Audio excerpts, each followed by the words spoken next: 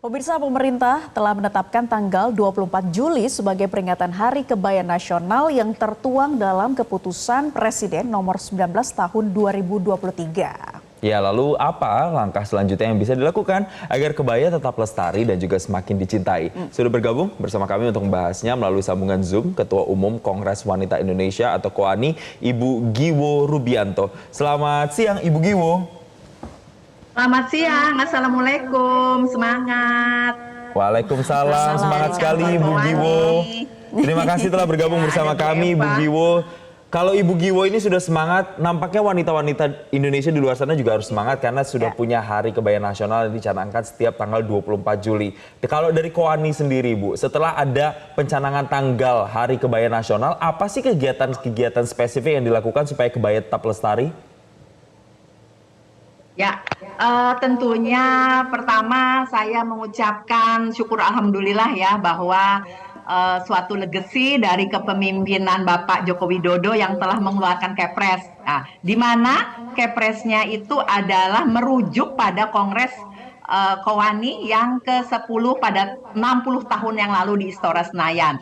Nah, jadi ini merupakan amanah yang besar kepada KOWANI pada saat ini, dan KOWANI tentunya berkomitmen dan terus gencar mengadakan sosialisasi secara lebih luas bagi kepada organisasi anggota KOWANI, kemudian lembaga pendidikan maupun masyarakat luas, dan juga kami mengadvokasi kepada instansi-instansi pemerintah yang terkait, dan juga senantiasa tentunya KOWANI memberikan contoh sebagai role model pada setiap kegiatan KOWANI. Nah, seperti pada saat ini, kami sedang mengadakan rapat pimpinan yang rutin.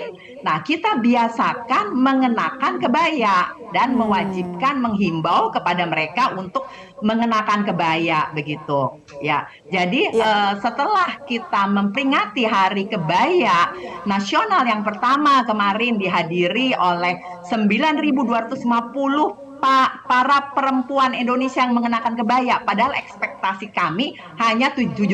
Artinya apa? Artinya mereka tuh senang dan merasa diakomodir ya untuk dalam kegiatan Hari Kebaya Nasional begitu. Nah, jadi setelah kami memperingati pertama, nah kemudian kami juga menghimbau bahwa ada tindak lanjut yang dilaksanakan oleh organisasi anggota maupun komunitas pencinta kebaya. Sampai pada saat ini juga beberapa wilayah, beberapa daerah seperti anggota organisasi KOWANI, BKOW di tingkat provinsi itu mengadakan sosialisasi dan edukasi tentang kebaya. Gitu. Wah, ini yang menarik ya Bu Giwo, sosialisasi dan edukasinya seperti apa sih? Karena KOWANI juga mewadahi 100 organisasi perempuan lebih begitu ya. Apa saja yang disampaikan dan kegiatannya apa nih untuk kembali menggaungkan melestarikan kebaya? Ya, jadi yang disampaikan itu adalah salah satu tentang variatifnya kebaya. Kemudian kita kebaya goes to kampus. Jadi di tingkat pusat kami juga mengadakan roadshow ke kampus-kampus ya, baik itu kampus swasta nasional maupun nasional. Kami melakukan edukasi dan kita mengenakan kebaya dan juga ada peragaan kebaya, dan juga bagaimana mereka agar mereka dapat mengenakan kebaya dan melestarikan budaya Indonesia melalui kebaya. Nah, kita mengenakan kebaya dan juga memperkenalkan bermacam-macam kebaya di tiap-tiap kampus begitu. Ternyata memang responnya sangat antusias. Mereka tuh sangat senang kita mengadakan roadshow kebaya ke kampus-kampus begitu. Nah, bukan hanya pada saat itu, tapi mereka bilang kapan lagi begitu, untuk mereka lebih mengetahui dan mendalam tentang detail kebaya. Bu Giwo, ini kan upayanya sudah masif ya, ada sosialisasi, bahkan ada sampai roadshow ke kampus-kampus untuk memperkenalkan kebaya. Tapi kan targetnya ingin lebih dari itu. Kebaya inginnya dipakainya tidak hanya dalam kesempatan-kesempatan formal, tapi mungkin juga dalam keseharian. Misalnya kalau di kampus mungkin mahasiswa bisa gunakan kebaya juga untuk ke kampus. Nah, upaya yang lebih spesifik lagi Ibu, selain memperkenalkan dan sosialisasi, supaya anak-anak muda ini juga bisa pakai kebaya dalam keseharian, itu kira-kira seperti apa Bu Giwo? Nah, jadi begini, kita sebagai aktivis perempuan memberikan contoh dulu sebagai role model kepada para perempuan, baik itu kalangan perempuan di organisasi maupun kalangan perempuan eh, milenial maupun generasi Z ya, bahwa untuk mengenakan kebaya di berbagai kegiatan dengan senyaman mungkin. Seperti Kowani telah melakukan saat menanam dan memelihara pohon dengan mengenakan kebaya. Kemudian kita juga memberikan bantuan sosial kepada masyarakat dengan mengenakan kebaya, dan juga kita turun kemarin ke suku Baduy ya, suku Baduy dalam untuk kita mengenakan kebaya, karena kan mereka dari sejak begitu baru lahir sampai meninggal mengenakan kebaya. Nah, kita mengajak generasi muda. Nah, kemudian juga kita pernah melakukan flash mob yang hadir 5.000 perempuan Indonesia di sekitar Bundaran HI.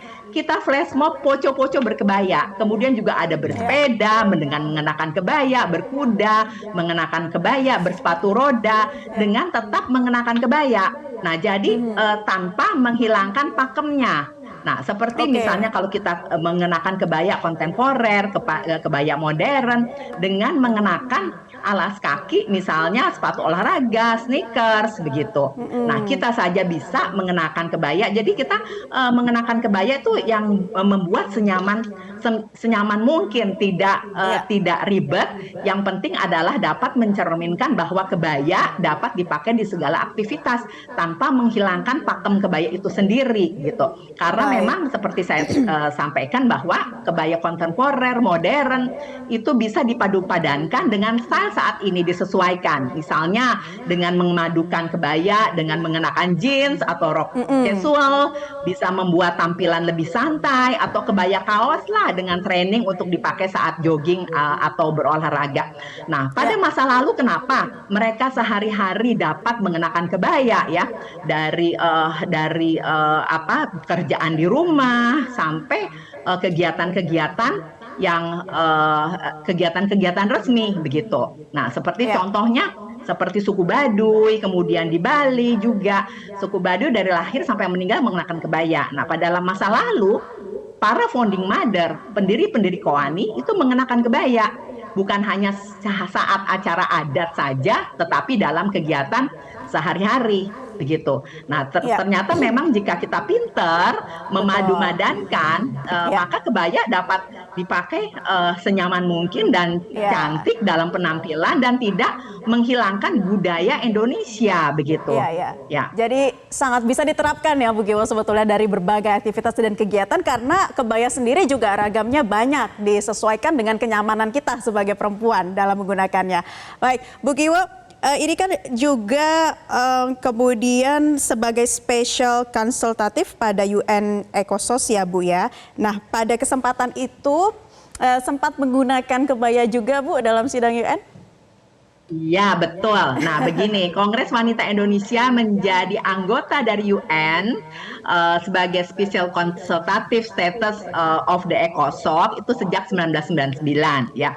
Nah, sebelum adanya Kepres, Hari Kebaya Nasional, Kowani itu kan telah menyelenggarakan side event di markas besar PBB ya, dan Kowani mengundang para tokoh-tokoh nasional perempuan Indonesia dan tokoh-tokoh internasional di luar negeri yang kebetulan juga anggota dari International Council of Women, jadi organisasi federasinya dunia, dan juga ACWO, Asian Confederation Women Organization, anggota dari ASEAN ya, di mana kita kalau mengadakan sidang side event itu kita mengenakan kebaya selain kita mengenakan seragamnya Kowani. Nah, jadi pada waktu kemarin setelah Kepres setelah diperingati, kan kami juga mengundang anggota ASEAN dari Malaysia, dari Brunei, dari Thailand, dari Singapura, Malaysia, yang mereka juga mengajukan joint nomination untuk kebaya goes to UNESCO. Nah, mereka bilang, wah, sebelumnya sudah mengenakan kebaya ya kalau acara side event di markas besar PBB begitu. Jadi mereka juga sudah mengetahui bahwa kita juga Kowani ada mempunyai seragam kebaya yang kita kenakan pada waktu sidang PBB begitu, dengan sangat bangganya, dan mereka juga sangat kagum dengan kebaya dari Indonesia begitu. Nah, jadi ya alhamdulillah Kowani, apa maksudnya, Indonesia lebih maju ke depan ya dibanding negara ASEAN lainnya untuk mensosialisasikan kebaya begitu. Seperti Baik. kemarin pada waktu acara rapat ASEAN AKWO di Filipina pada tahun lalu ya, kami memperagakan ya kebaya sebagai sebagai budaya nasional, dan juga dalam rangka Hari Kebaya Nasional kami sudah memperagakan dan memperkenalkan bahwa Indonesia sudah mempunyai kepres loh tentang kebaya begitu. Ya, Nah, baik. ternyata mereka kagum-kagum dibanding dengan Betul. pakaian tradisi Kebaya mereka. yang Nah, disampaikan, kami juga dipresentasikan ya Bu ya. Berarti artinya Kenapa? kebaya ini kan Nah, punya jadi panggung begini, baik secara India- nasional dan juga internasional ya Bu Giwo ya. Ya, India sudah membiasakan dengan Baik. sarinya, kemudian belum Korea. Nah, kenapa kita tidak membudayakan kebaya ini di internasional begitu, sudah Baik, seperti baik. pakaian sehari-hari kita begitu. Ya, Baik. ya. Semoga ini juga nanti bisa menjadi inspirasi untuk di luar, untuk bisa melihat ada budaya lain di Indonesia yang diperkenalkan. Tapi yang terpenting adalah PR-nya untuk membiasakan dulu di dalam negeri begitu ya Bu ya, kepada wanita-wanita Indonesia terbiasa dengan kebaya. Terima kasih Jadi Ketua. dimulai dari diri kita sendiri, dari Betul. organisasi kita sendiri, Baik. dan dari Baru rumah keluar tangga ya, Bu, kita ya? sendiri. Ya. Baik, Ibu Giwo, mohon maaf karena waktu kami terbatas, tapi terima kasih atas insight-nya yang sangat menginspirasi. Ketua Umum Kongres Wanita Indonesia atau KOWANI, Giwo Rubianto, telah bergabung bersama kami di Newsline, dan selamat kembali melanjutkan aktivitas. Kebayanya cantik sekali Bu Giwo, ini bisa menjadi inspirasi ya untuk peringatan HUT RI sesaat lagi. Ya. Baik, dan pemirsa, Indonesia bersama dengan 4 negara lainnya di Asia Tenggara mengusulkan kebaya sebagai daftar warisan budaya tak benda ke UNESCO. Lantas seperti apa sih perkembangan pengajuan di UNESCO serta bagaimana sosialisasi gerakan ini? Kami juga akan ajak Anda berbincang dengan Direktur Sarina Institute, Ibu Eva Kusuma Sundari. Selamat sore, Ibu Eva. Sore, Mbak. Baik, Bu Eva, boleh diceritakan bagaimana sih perjuangan dari Institut Sarina begitu ya untuk mengajukan kebaya sampai ke UNESCO untuk menjadi warisan dunia? Terima kasih. Institut Sarina bekerja mulai dari di dalam institut sendiri bersama Rampak Sarina. Kami tahun 2017 secara independen mengusulkan adanya Hari Kebaya Nasional.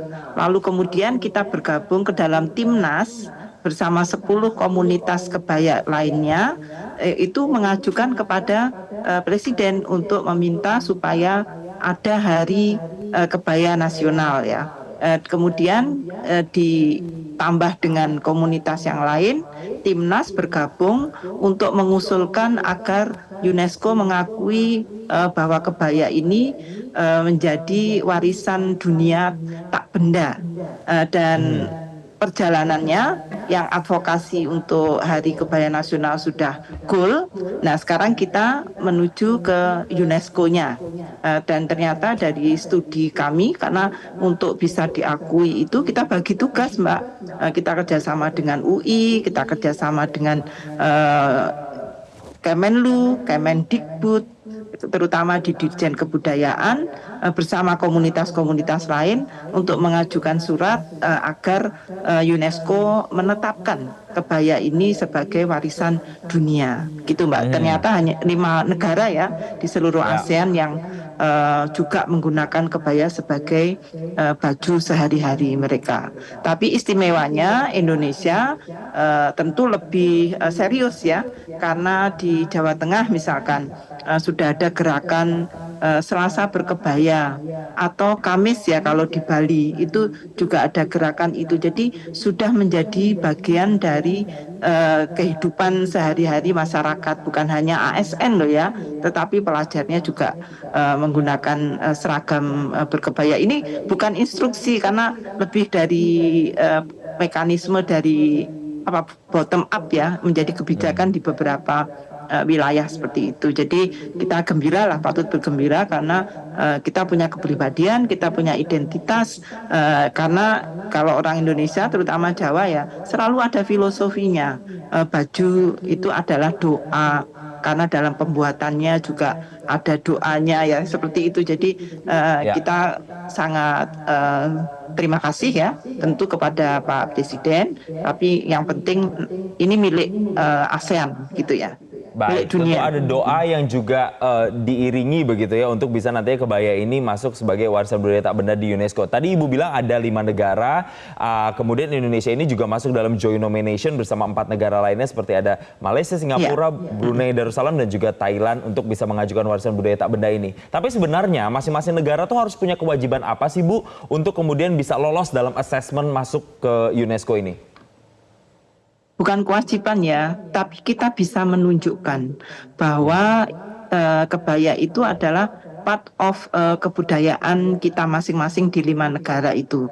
Dan tentu ada syarat untuk menunjukkan bukti yang harus kita lakukan sampai riset ya. Dan alhamdulillah kita dibantu oleh para scholars dari UI ya, yang melakukan riset serius dan juga di Timnas sendiri itu kita membuat buku dan kita sajikan, look kita punya arca-arca juga dokumen-dokumen primer sejarah yang menunjukkan bahwa sejak dari dulu Indonesia itu ya pakainya kebaya, terutama ketika teman-teman berangkat ke Leiden ya, itu data dari perpustakaan di Leiden KLTV itu kan sudah punya banyak sekali dokumen. Ternyata di seluruh Nusantara kecuali di Papua ya, itu kita berkebaya semua ya, dan di Dayak ya, Dayak enggak ya. Tapi yang di seluruh pulau yang lain kita berkebaya, itu bukti pertama ya bahwa kita menjadikan kebaya ini sebagai bagian dari warisan kita nasional. Dan ketika Brunei juga bisa menunjukkan yang sama, Thailand juga Thailand Selatan ya Mas ya, Thailand Selatan juga menunjukkan hal yang sama, dan Singapura bahkan mirip banget ya, cuman mereka pakai sarung, kita pakai kain begitu. Akhirnya oh ya ternyata ini kebaya itu milik dunia, paling tidak di 5 negara itu sudah tumbuh. Jadi lebih kepada menunjukkan bahwa kita serius dengan berkebaya ini dan warisan masa lalu yang kita bisa buktikan juga ini dokumen-dokumennya dan hasil risetnya seperti itu. Jadi lebih kepada menunjukkan bahwa ini bagian dari masyarakat dan masyarakat bisa menunjukkan inisiatif sipil Mas ya, bukan negara. Karena negara justru tidak boleh untuk menginstruksikan hari kebaya enggak, itu bukan itu, tapi UNESCO ngomong karena ini warisan kebudayaan ya part of our daily life begitu. Dan kita berhasil menunjukkan itu. Kita berhasil menunjukkan itu, kebaya goes to UNESCO yang tentunya ini menjadi harapan besar kita bersama Bu, dari kebaya sebagai warisan budaya tak benda seperti itu ya. Dan nanti kita tunggu semoga generasi muda juga bisa terus melestarikan kebaya dalam kehidupan sehari-hari. Terima kasih Direktur Sarinah Institute Ibu Eva Kusuma Sundari sudah bergabung di kesempatan Newsline kali ini. Jelajahi cara baru mendapatkan informasi. Download Metro TV Extend sekarang.